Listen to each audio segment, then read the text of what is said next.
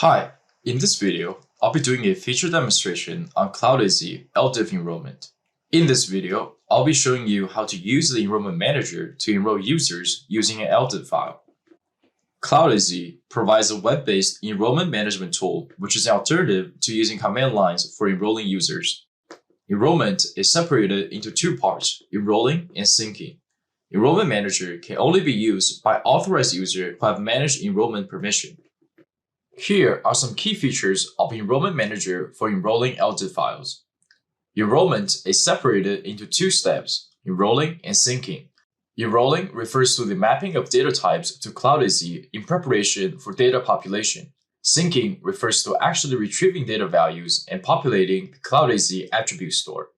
Syncing can be done either manually or automatically. Enroll users, contacts, computers, applications, groups, or other objects to CloudAz. Provides option to remove all inactive group members and groups when enrolling. Provides option to store empty string for entries in a data source without an attribute mapping. Administrators must manually delete failed enrollments before reattempting the enrollment. In our Policy Studio, under Attributes, select Data Source, click on Create an Enrollment. I will name this enrollment example, and the description I will use LDIF enrollment demo. In our parameters, the source of information, we want to use LDIF. Let's turn on the sync option. Here, we can select the date we want to start our first autosync. If we want to select a date before our present time, let's say May 3rd, the autosync will start immediately after our first manual sync. Here, I will set it as 24 hours. We could also do minutes. For me, this enrollment example will start autosyncing after my first manual upload, and every 24 hours after our first manual upload, CloudAz will perform an autosync. In your environment, once you have uploaded your LDIF, the LDIF will be renamed based on the name we defined earlier. The location of the file will be under Policy Server /tools/enrollment/data. Using this as an example, an IT personnel will need to replace the LDIF file with the correct name under this folder, and CloudAz will perform autosync with this information every 24 hours. For my global unique ID under attributes, I will leave this as object GUID because this is the unique attribute for my LDIF file. Under the global unique ID, we'll have two options, the option to delete inactive group members and store missing attributes. If we select the delete inactive group members, all inactive users and groups will be excluded from this enrollment. And if we select the store missing attributes, we will store an empty string for entries in a data source that does not have an attribute mapping. For this demo, I will only be enrolling the user object through my LDIF file.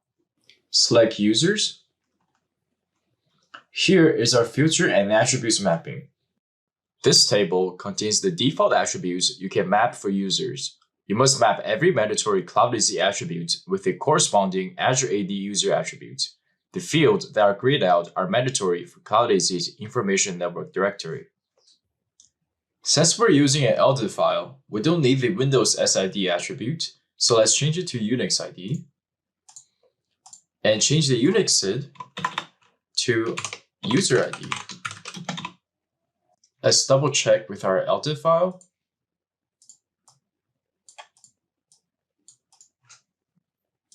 Click on Enroll. We have just enrolled our enrollment example. Let's go back to our manager.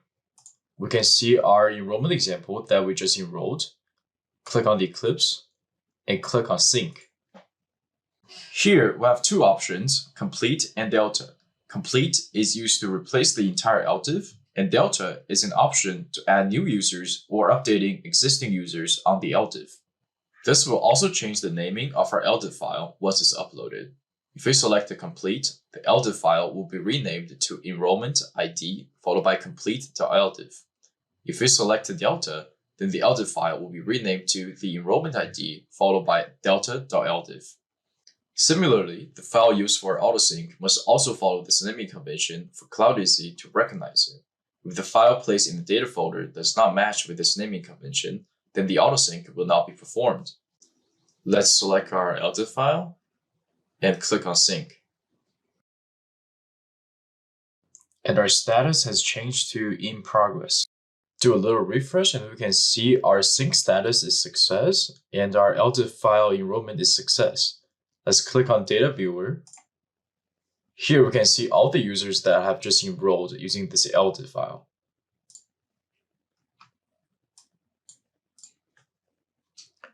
With this, we conclude our video on NextLabs CloudAz LDIF Enrollment. Thank you for watching. If you enjoyed this video, please like, share, and subscribe to the NextLabs channel and stay tuned for more CloudAz feature videos.